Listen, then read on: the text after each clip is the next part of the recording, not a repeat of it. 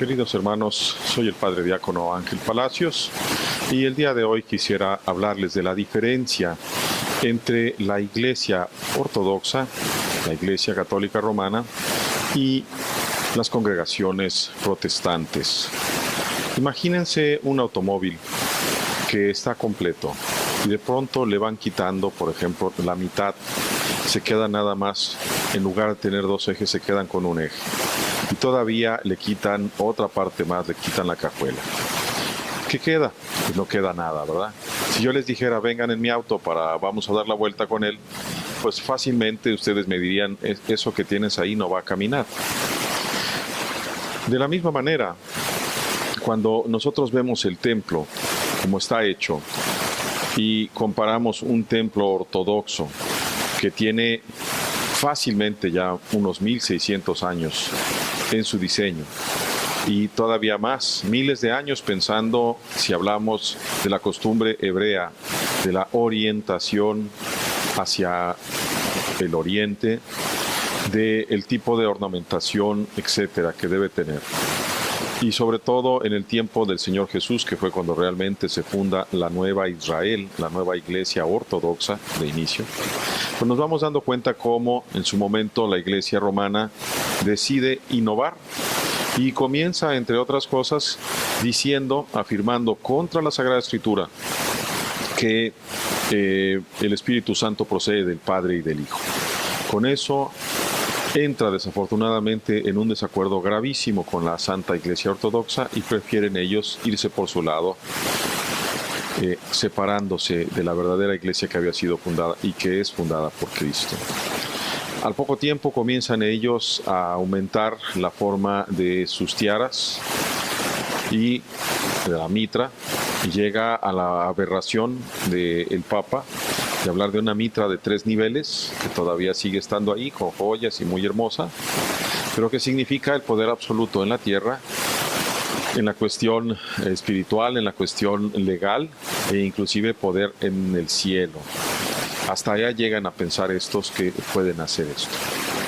Siguen inventando, siguen metiéndose en una serie de problemas y finalmente van a desembocar en la necesidad de cobrar las misas porque ya no querían trabajar ellos.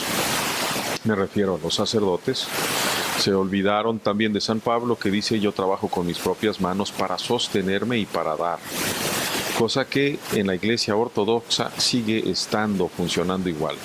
Yo, siendo padre diácono casado, trabajo con mis propias manos y mis medios para mantener a mi esposa y a mis 2 hijas.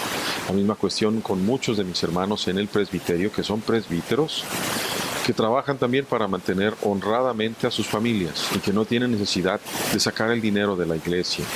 No porque ello fuera mal.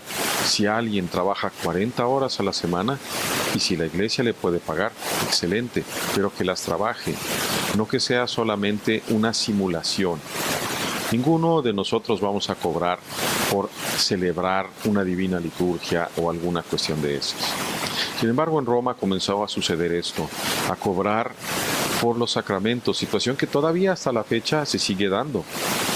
Cobran ellos por los sacramentos y llegó el momento en el que tenían que cobrar por las misas, cosa que se sigue dando en los católicos romanos.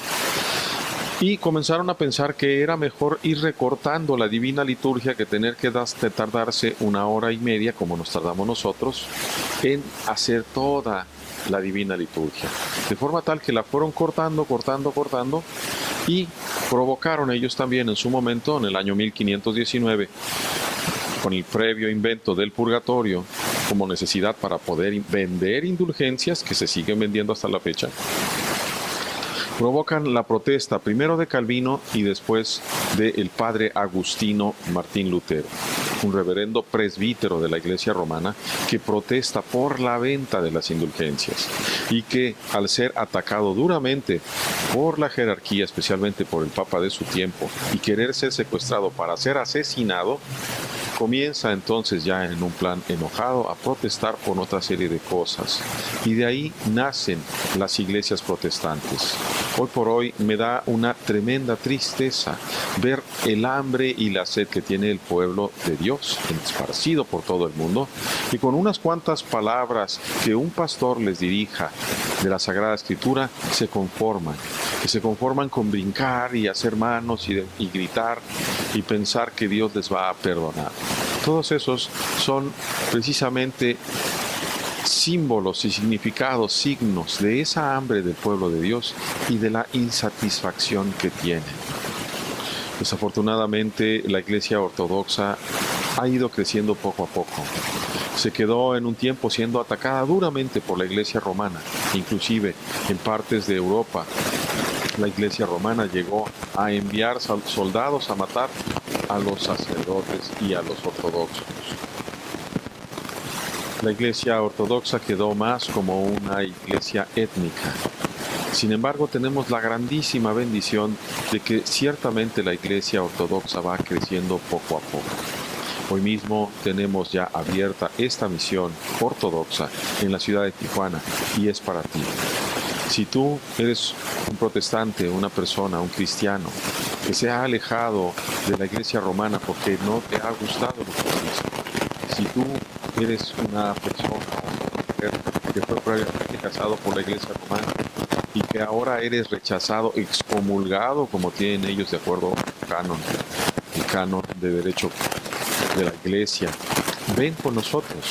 Nosotros te abrimos la puerta, con nosotros te abrimos los brazos para que vengas con nosotros, porque nuestra iglesia, la fundada por Cristo, la verdadera iglesia ortodoxa, sabe que nosotros somos todos pecadores y somos un hospital de enfermos espirituales, que necesitamos primero el perdón para ser sanados, la purificación de Dios. Y esto se nos van a quitar muchísimas enfermedades, inclusive las psicosomáticas.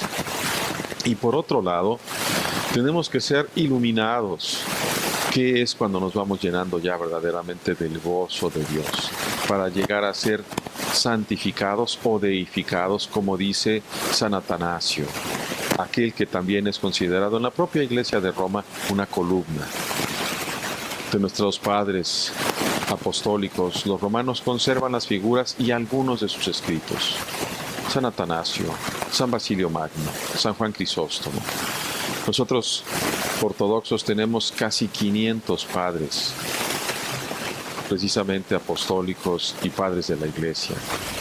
Los romanos han querido ir quitando y quedándose con aquellos sobre los cuales se pueden apoyar, exigiendo esta cuestión de la autoridad absoluta del Papa, cosa que no se sostiene.